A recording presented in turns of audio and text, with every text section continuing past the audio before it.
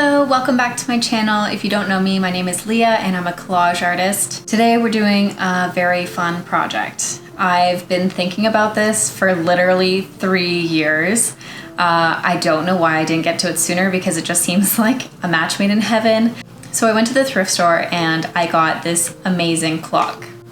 It's so beautiful and it works. And I think it was like $7. And I have this one that is another quartz. I think they're both quartz, so they're both from the same company. It's from my grandmother's house. She moved into a retirement home and this was just on the wall. So I think that these could make two really interesting different pieces. I thought that this would be a great way for people that say like, oh, I have enough art. Well, do you have an art clock? Didn't think so. I've never seen anyone else do this. Let's go to the studio and find out what we're gonna do with these.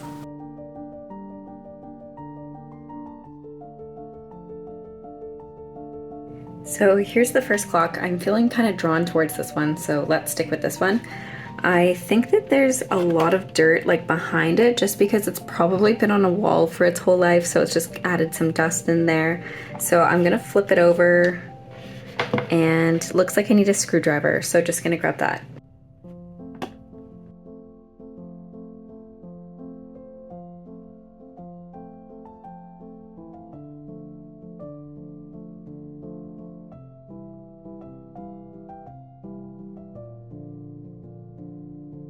Let me just start by saying that things are not made this good anymore. This was so hard to take off. I'm definitely gonna have to clean this glass, so I'll do that.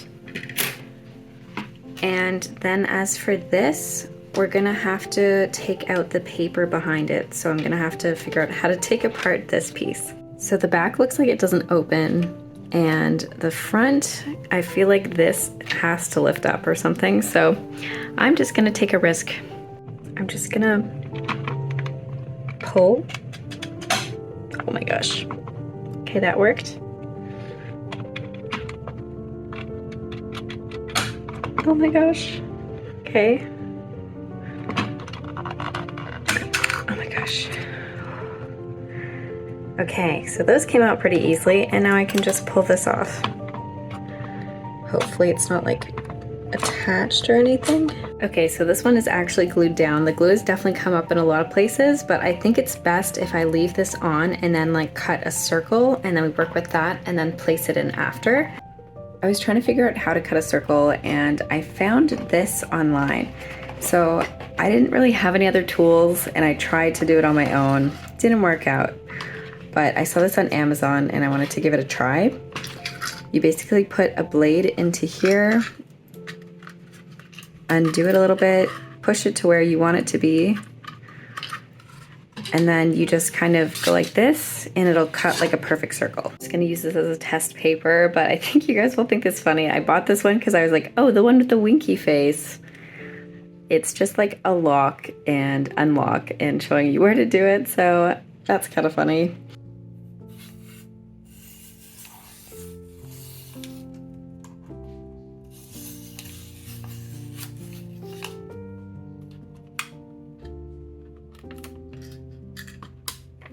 And now I just want to do a quick test on this paper to see if it works well with the vintage papers.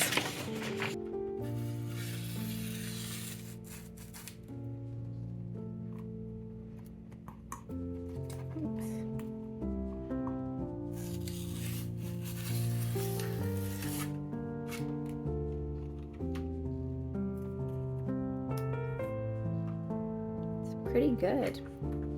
I was worried about how long the blade is gonna take to run out, so they have like a whole bunch in here, so that's kind of nice. And just as a tip, if you do end up buying this, it definitely needs a mat behind it, so don't do this on like a table that you love. The symbol of a clock is so complex and there are so many ways that I could go with this, so I have some ideas that I want to show you guys. The first is that I have this Life magazine about how life begins, and I think that it would be really cool to talk about the biological clock potentially, and combine that with some of these like interesting backgrounds. Maybe I take like something like organic looking and then have like some sort of like conversation of a man and a woman kind of talking about what's going on for their fertility planning or something. And then I was so lucky to get some ebony magazines, which I've never used before. I haven't even opened these ones. I've had them for a little bit now, but I'm super excited to use them. But I think that this might be something interesting when we're talking about time and history. And like, this is only from 1965, but it was such a big deal to have a magazine that wasn't just all white people. So I think that this is something that could be really cool too, and talking about like the difference of like now and then, and like a history jump or like the time change. Yeah, I think that could be really cool. And the last one I thought of, we've used this one before. It's The Life Beyond Earth. And it would kind of be about space travel, I guess, like light years, sort of speak. Yeah, I don't think this is like the strongest one, but I did think about it as something potentially to use. Like something like this would be perfect for like the center of the clock, for example, and then having things like flying around it, I think could be kind of cool. And I mean, for me, this clock has a lot of symbolism to it. This is given to me by my birth grandmother, who is my dad's birth mom versus his adopted family. So that's kind of cool too, to kind of work in this biological part of it.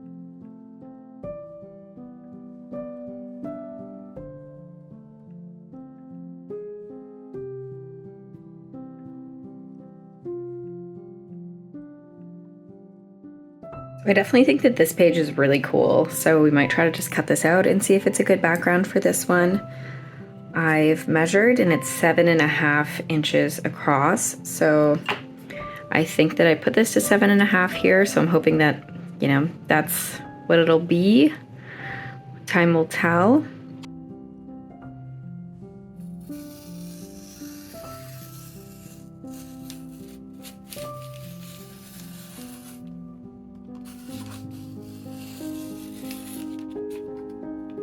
So I definitely shouldn't have done it a little bit lower, like from where this was. I wasn't really sure where it was gonna end up, so live and you learn, but I think this is still pretty cool.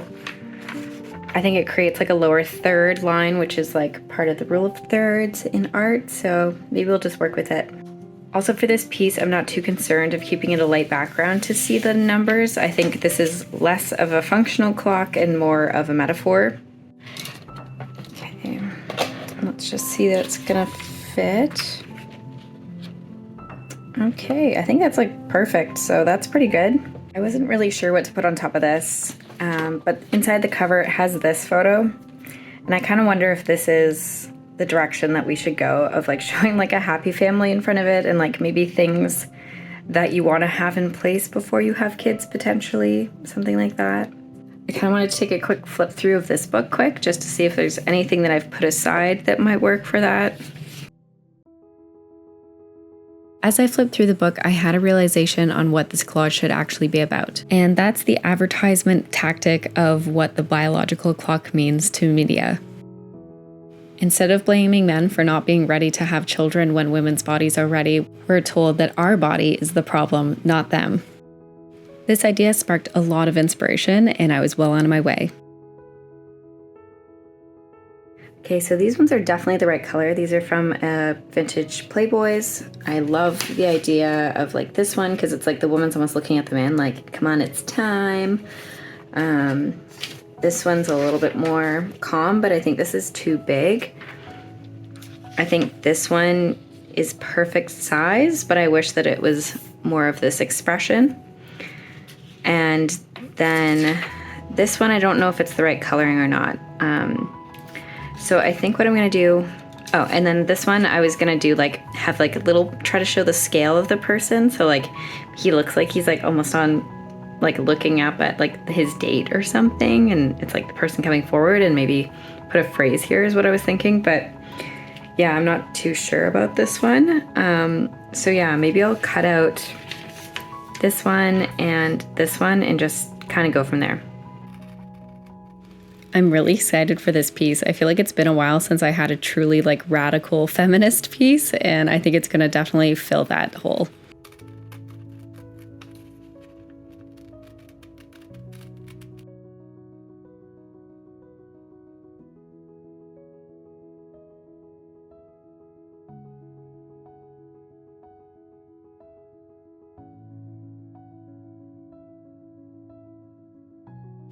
We're going to take a quick break to tell you about Flanzella.com. That's my website, and I sell all my art prints and originals there.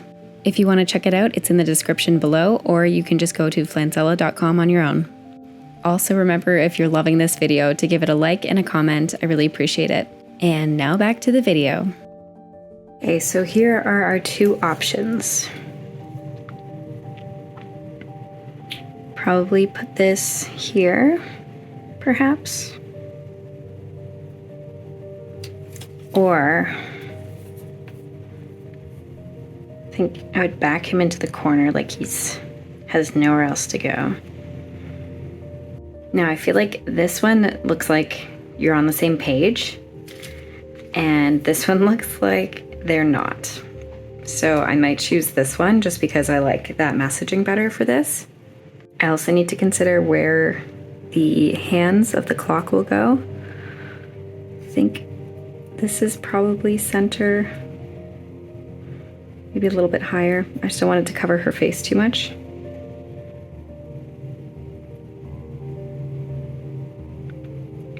It's kind of cool. Guess I'll glue this down and then we can scan it and then try to put it into the clock.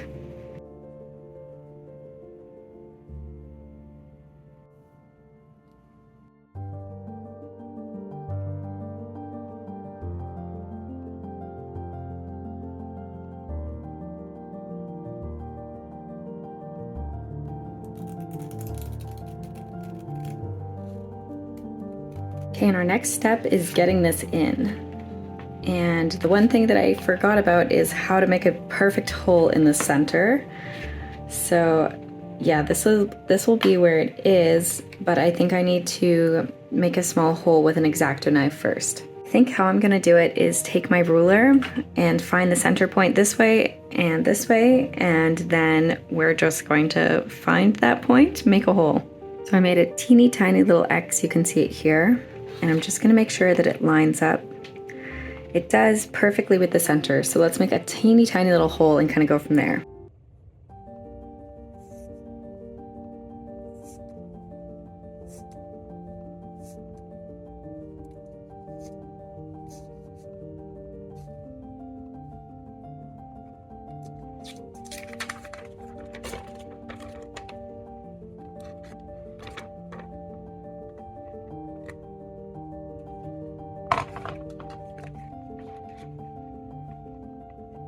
I just made the decision to pull this off. It was peeling up at the edges. It's not very pretty behind it, but I figure that it's better that this doesn't start to peel up more over time, and I think it'll extend its lifetime.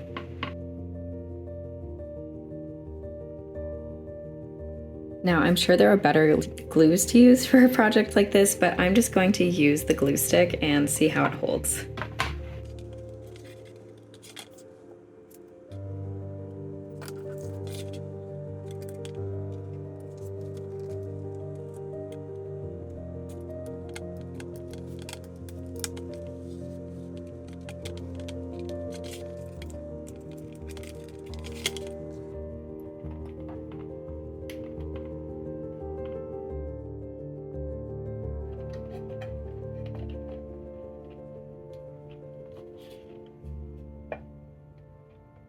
I was like, what is missing? I couldn't figure it out. Ta-da! So I'm gonna put this back on to keep the glass in place. I'm just so excited. This looks so good.